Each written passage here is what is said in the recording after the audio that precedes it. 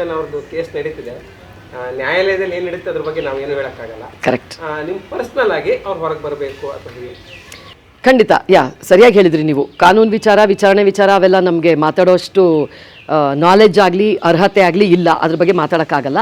ಆದರೆ ವೈಯಕ್ತಿಕವಾಗಿ ನಾನು ದರ್ಶನ್ ಸರ್ ಅವ್ರನ್ನ ಎರಡೇ ಸಲ ಮೀಟ್ ಮಾಡಿರೋದ್ರಿಂದ, ಅವರ ಮಗುವಿನಂಥ ಒಂದು ಮನಸ್ಸನ್ನ ನಾನು ಅರ್ಥ ಮಾಡ್ಕೊಂಡಿರೋದ್ರಿಂದ, ಅವರು ಸ್ವಲ್ಪ ಹೇಗೆ ಅಂತಂದರೆ ಎಮೋಷ್ನಲ್, ತಪ್ಪಿಗೆ ತಪ್ಪು ಅಂತ ಸ್ಟ್ರಾಂಗಾಗಿ ಎದ್ದು ನಿಂತ್ಕೊಳ್ತಾರೆ.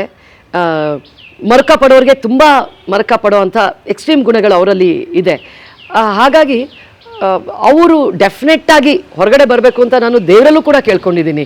ಅವ್ರನ್ನ ನೋಡಿ ಅವ್ರನ್ನ ಗೊತ್ತಿರೋದ್ರಿಂದ, ಅವರ ಸರಳತೆ ಇರ್ಬೋದು, ಅವ್ರ ಮಗುವಿನಂಥ ಮನಸ್ಸಿರ್ಬೋದು. ಕೆಲವು ವ್ಯಕ್ತಿ ಯಾವುದೋ ಒಂದಷ್ಟು ಕಾರಣಗಳಿಗೆ ನಮ್ಗೆ ಇಷ್ಟ ಆಗ್ತಾರೆ.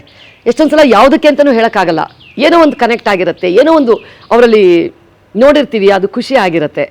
ಹಾಗಾಗಿ ಅಭಿಮಾನಿಗಳಾಗಿರ್ತೀವಿ. ಅದನ್ನು ಯಾವುದೋ ಒಂದು ವಿಚಾರಕ್ಕೆ ಬಿಟ್ಕೊಡೋಕ್ಕಾಗೋದೂ ಇಲ್ಲ.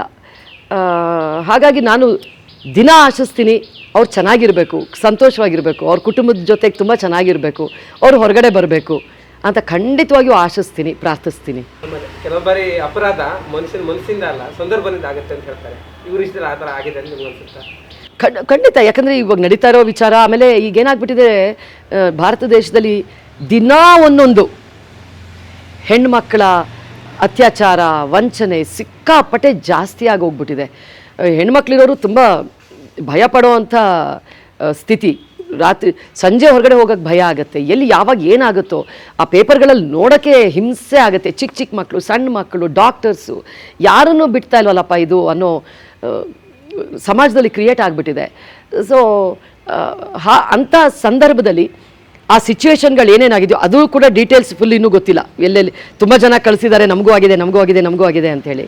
ಸೊ ಅಂಥ ಸಂದರ್ಭದಲ್ಲಿ ಸಿಚುವೇಶನ್ ಖಂಡಿತ ಇದರಲ್ಲಿ ಮೇನ್ ಪಾತ್ರ ವಹಿಸಿರುತ್ತೆ ಅನ್ನೋದರಲ್ಲಿ ನನಗೆ ಸಂಶಯನೇ ಇಲ್ಲ. ಹಾಗಾಗಿ ಏನೋ ಒಂದು ವಿಚಾರಣೆ, ತನಿಖೆ ಎಲ್ಲ ಚೆನ್ನಾಗಿ ನಡೀತಾ ಇದೆ. ಒಳ್ಳೆಯದಾದರೆ ಸಾಕು ಅಷ್ಟೆ. ಆ ಒಂದು ಬಯಕೆ ಏನಿದೆ ಅದು ಯಾವಾಗಲೂ ಇರುತ್ತೆ. ಯಾಕಂದರೆ ಅವ್ರನ್ನ ಭೇಟಿ ಮಾಡಿದಾಗಲೆಲ್ಲ ನನಗೇನೋ ಒಂದು ಪಾಸಿಟಿವ್ ಎನರ್ಜಿ ಬರುತ್ತೆ. ಅವ್ರನ್ನ ನೋಡಿದಾಗ ಒಬ್ಬ ವ್ಯಕ್ತಿನ ಹೇಗೆ ಟ್ರೀಟ್ ಮಾಡ್ತಾರೋ ಅದರಿಂದನೇ ನೀವು ಅವ್ರಿಗೆ ಆಕರ್ಷಿತರಾಗೋದು. ಈಗ ನಾನು ನಿಮ್ಮನ್ನು ಚೆನ್ನಾಗಿ ಭೇಟಿ ಮಾಡಿದ್ರೆ ನಿಮ್ಗೆ ನೆಕ್ಸ್ಟ್ ಟೈಮ್ ಅನಿಸುತ್ತೆ, ಯಮುನಾ ಮೇಡಮ್ನ ಮೀಟ್ ಮಾಡಬೇಕು, ಹೋಗಬೇಕು, ಅವರಲ್ಲಿ ಏನೋ ಒಂದು ಗುಣ ಚೆನ್ನಾಗಿದೆ, ನಮ್ಮನ್ನು ಚೆನ್ನಾಗಿ ನೋಡ್ಕೋತಾರೆ, ಚೆನ್ನಾಗಿ ಮಾತಾಡಿಸ್ತಾರೆ, ಏನೋ ಒಂದು ಬಾಂಧವ್ಯ ಬೆಳೆಯುತ್ತೆ. ಸೊ ಅದೇ ರೀತಿ ದರ್ಶನ್ ಸರ್ ಜೊತೆಗೂ ಕೂಡ ನನಗೆ ಖಂಡಿತ ಅವ್ರನ್ನ ಮತ್ತೆ ಭೇಟಿ ಮಾಡಬೇಕು ಅನಿಸುತ್ತೆ, ಮಾತಾಡಬೇಕು ಅನಿಸುತ್ತೆ. ಆ ಫೀಲಿಂಗ್ ಯಾವಾಗಲೂ ಇರುತ್ತೆ.